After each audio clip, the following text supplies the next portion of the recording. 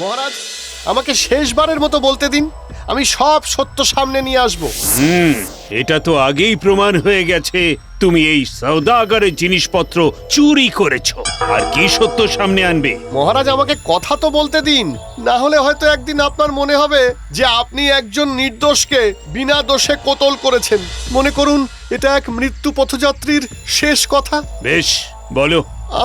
আমি খুব গরিব ছিলাম, চাষার ছেলে। না মহারাজ, ও মিথ্যে কথা বলছে। অত বড় রাজার মতন বাড়ি যা, সে কিনা চাষার ছেলে। এর অর্থ ও আমার মতো আরো অনেকের থেকে চুরি করেছে। থামুন, শুনতে দিন। আসলে আমার বাবার খুব স্বাদ ছিল যে একটা রাজমহলের মতো বাড়ি বানাবে, তাই তার সমস্ত চাষের জমি বিক্রি করে ওই বাড়ি বানিয়েছেন। হায় হায় হায়, এখন আমি কি করব? বাবা, তুমি তোমার সব জমি জমা দিয়ে এই বাড়ি করলে, এখন আমার চলবে কি করে? আর এই ঝুরঝুরে বাড়ি কেউ কিনবে না, আর সারাবো যে সে পয়সাও নেই। পেট চালানোই তো দায় হয়ে পড়েছে। রাস্তার উপর এমন একটা বাড়ি। মহারাজ, এরপর একদিন আমার বুদ্ধি খুলে গেল। বাড়িতেই খুললাম একটা সরাইখানা। আসুন আসুন, এখানে এসে থেকে খেয়ে যান, সরাইখানার দারুণ খাবার। কিন্তু কোথায় কি, কেউ আসে না। ভাঙা বাড়ি দেখে লোকে শুধু হেসেই চলে যায়। ভাঙা চোরা বাড়িতে নাকি সরাইখানা?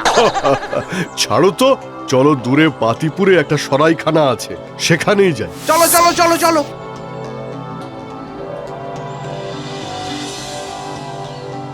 সবাই চলে যায়। ভালো ভালো রান্না করে চেষ্টা তো করলাম বাবা, কিন্তু বিক্রি হলো কই। তাই একদিন ভাবলাম, না আর মায়া বাড়াবো না, বাড়িটাই আমি জ্বালিয়ে দেব। না থাকবে বাঁশ, না বাজবে বাঁশরি। এই ভেবে মহারাজ, আমি ঘরের ভেতরে ঢুকে একটা বড় শাবল নিয়ে মাটি খুঁড়তে থাকি। কারণ এত বড় বাড়ি পোড়াতে গেলে তো বড় করে ভেতরে আগুন দিতে হবে। মাটি খুঁড়তে খুঁড়তে হঠাৎ ঠং করে একটা আওয়াজ হলো। কিসের আওয়াজ হলো?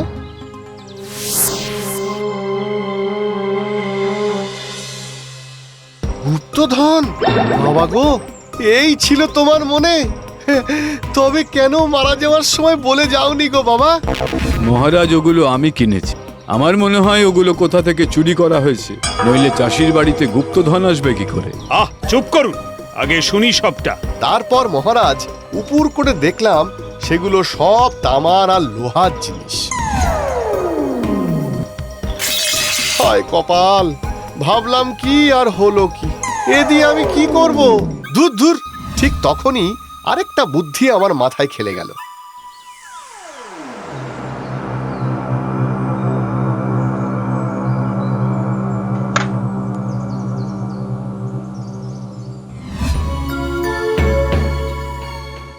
কি চাই চিন্তন? তুমি আমার একটা উপকার করতে পারবে? কি উপকার?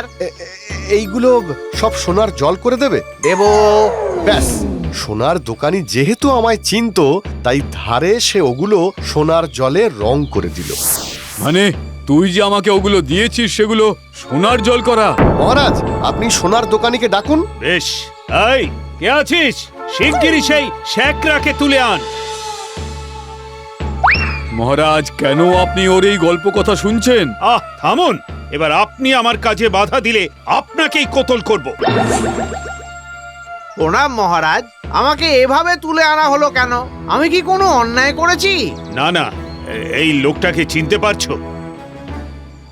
হ্যাঁ মহারাজ, এই যে চিন্তন। ও কি তোমাকে কিছু তামা লোহা সোনার জল করে দিতে বলেছিল? হ্যাঁ মহারাজ, ওই কাজটি করে আমি বেশ গর্ববোধ করেছিলাম নিজের কাজের প্রতি। কারণ আজ অব্দি কেউ ধরতেই পারেনি যে ওগুলো সোনার নয়। ওগুলো কি ও বিক্রি করেছিল? না না না না, বিক্রি করবে কেন? ও তো ওগুলো ঘরের নানা জায়গায় টাঙিয়ে রেখেছিল।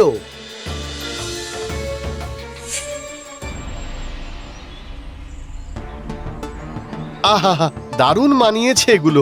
বাড়ির ঐতিহ্যটাই বদলে গেছে যেন। বাড়িটা একেবারে রাজবাড়ি বলে মনে হচ্ছে। এবার জমবে মজা। টাঙিয়ে রেখেছিল? ব্যাপারটা কি? হ্যাঁ মহারাজ, আসলে আমার না আছে কুল, না আছে বংশ পরিচিতি যে আমি আমার বাড়িটাকে রাজবাড়ি বলে দেখাতে পারবো। আর লোকেই বা আমার সরাইখানায় আসবে কেন? আর তাই এগুলোকেই দেয়ালে ঝুলিয়ে প্রচার করতে থাকলাম। আসুন আসুন, শতাব্দী প্রাচীন রাজবাড়িতে আসুন, রাত কাটিয়ে যান রাজার মতো। এই রাজবংশের বংশধর আমি। আসুন, এই রাজসরাইখানায় রাজা হওয়ার স্বাদ উপভোগ করুন। কি গো, বলছে নাকি রাজার মতন থাকবো? তাই তো বলছে। একবার ঢুকবে নাকি রাজবাড়ির রাজা হতে? চলো দেখেই আসি।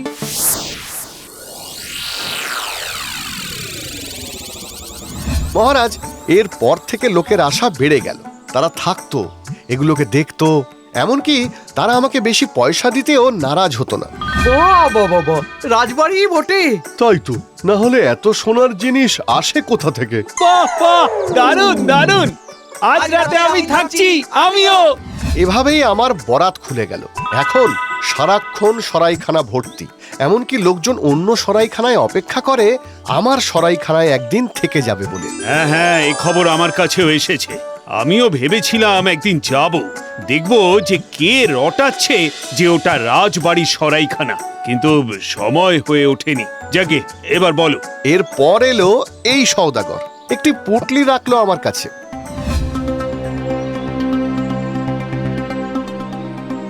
সোনাতে কেউ হাত দেবেন না, শুধু দর্শনের জন্য। এগিয়ে যান, এগিয়ে যান।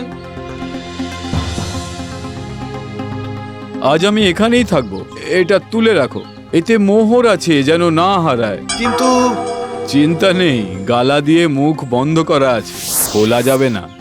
আমি সেই পুটলি তুলে রাখি, কিন্তু সেদিন আমার সরাইখানায় এসেছিল আরো দুজন, তারাও তাদের পুটলি আমার কাছে রেখেছিল। আমি সবার পুটলি তুলে রাখি, তবে বুঝিনি এরা দুজন ছিল ঝানু চোর। কিন্তু সেদিন রাতে ঘটলো এক ঘটনা।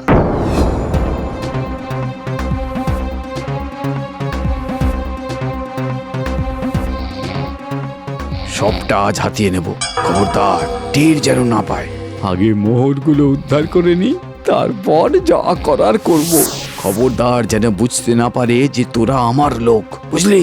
আগে তো ভাঙি, তারপর আসল খেলা শুরু হবে।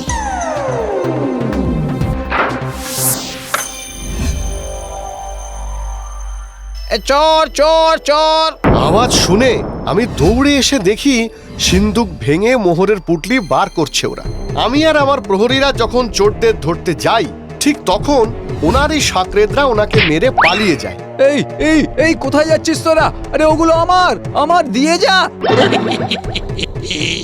এগুলো সব এখন আমাদের।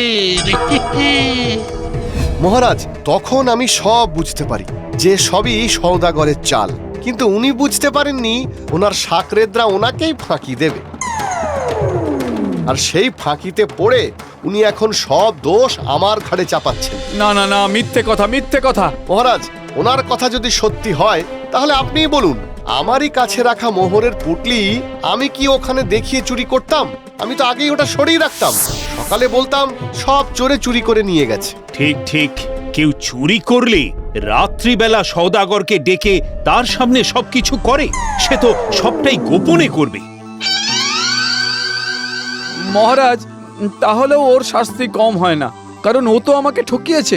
ওই সোনার জল করা জিনিসগুলো দিয়েছিল যাতে আমি কাউকে কথাটা না জানাই, তাতে নাকি ওর সরাইখানার বদনাম হবে। ঠিক, এটা তুমি কেন করেছিলে? মহারাজ, এটা কিন্তু আমি যেচে বা ইচ্ছে করে করিনি। সওদাগর বলেছিল। না না না, আমি এটা কিছুতেই মেনে নেব না। সবাইকে বলে দেব তোমরা চোর, আমার জিনিস চুরি করেছো তোমরা। তোমাদের বিশ্বাস করা যায় না। দেখবো দেখবো তখন তোমার এই সরাইখানা কি করে চলে। না না, এমন করবেন না। অতি কষ্টে আমি এই সরাইখানাটা দাঁড় করিয়েছি। বেশ, আমি তোমাকে ছেড়ে দিতে পারি যদি তুমি তোমার ওই সোনার জিনিসগুলো আমাকে দিয়ে দাও। মহারাজ, বাধ্য হয়ে বদনামের ভয়ে এগুলো আমি ওনার হাতে তুলে দিয়েছিলাম। দেখুন, আজ পর্যন্ত কেউ কি আপনার কাছে অভিযোগ করেছে যে আমি চোর? না, একদম না। মন্ত্রী, সওদাগরকে বন্দী করো।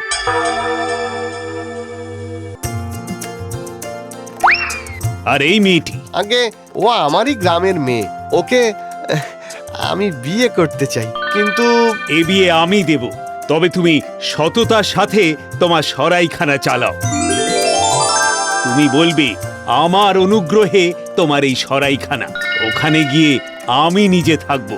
যেখানে রাজা গিয়ে থেকে আসবে সেখানে তো বাকিরাও থাকতে চাইবে। এ তো আমার পরম সৌভাগ্য মহারাজ।